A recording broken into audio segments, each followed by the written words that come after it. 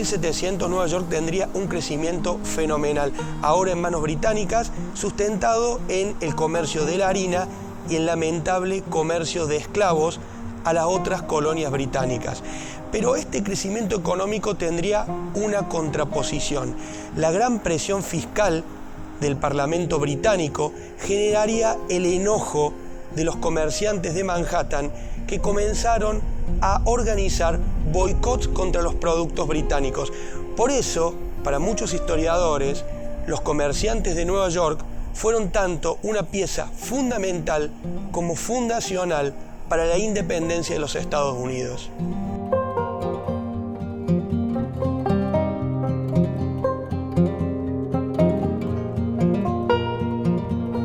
En 1775, el gobernador británico fue expulsado y Nueva York se adhirió a las 13 colonias británicas rebeldes. George Washington era el comandante en jefe del ejército continental que coordinaba las acciones militares del Frente Independentista. Importantes batallas se libraron en Nueva York, como por ejemplo la batalla de Brooklyn Heights, donde cayó el que fue considerado el primer espía de la historia de los Estados Unidos, Nathan Hale, que estaba infiltrado en las tropas británicas y que antes de ser ejecutado pronunció las palabras que cité al principio del capítulo.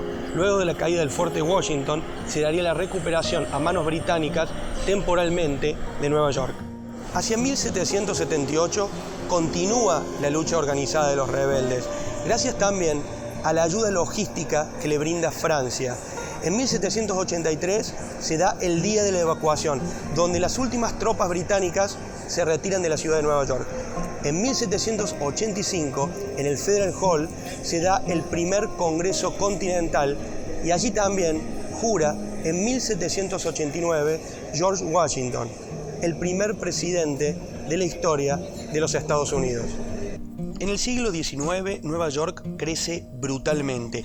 El comercio se expande gracias a su puerto y al dinamismo de los ferrocarriles. Se abre el Banco de Nueva York y también la bolsa. La industria alimenticia, la textil y naval tiene un auge que comienza a marcar el impulso de las zonas periféricas. Este desarrollo es traccionado también por el gigantesco movimiento migratorio de europeos hacia América. Se considera que promediando el siglo XIX, más de la mitad de la población era extranjera.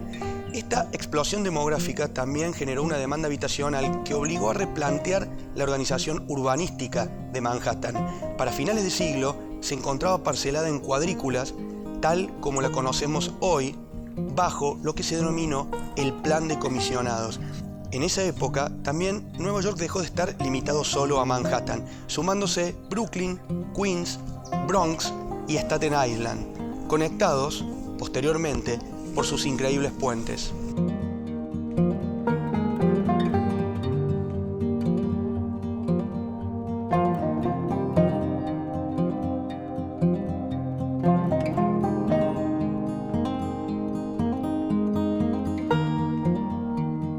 Estamos en Union Square y si hablamos de la Unión no podemos dejar de mencionar a Abraham Lincoln y ese periodo, uno de los más oscuros y violentos en toda la historia, no solamente de Nueva York, sino de los Estados Unidos, la Guerra Civil. Nueva York tuvo un rol protagónico en esta contienda que tuvo a los Estados Confederados del Sur, que pretendían emanciparse de los Estados Unidos y continuar con sus derechos de expandir la esclavitud, contra los Estados de la Unión, que apoyaban a Lincoln, que querían mantener la unión de los Estados Unidos y abolir la esclavitud.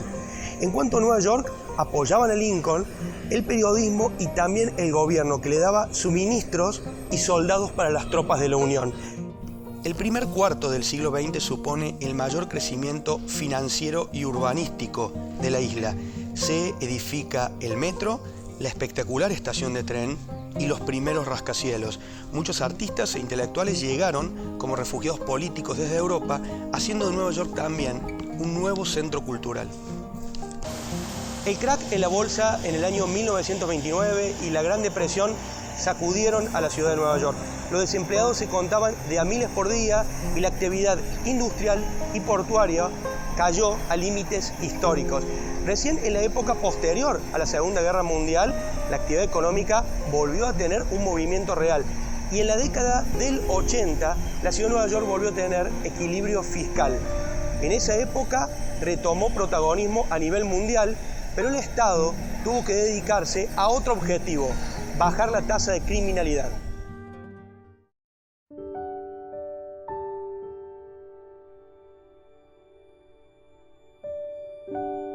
El inicio del nuevo siglo está marcado sin lugar a dudas con el evento más triste de toda la historia de la isla, el atentado terrorista a las Torres Gemelas.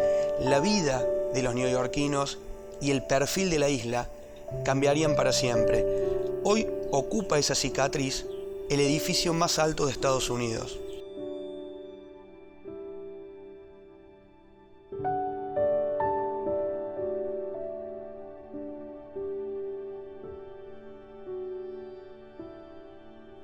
Esta impresionante ciudad es la suma infinita de sueños, ambición, genialidad, fervor, caos, planificación, tensión, terror, belleza y heroísmo.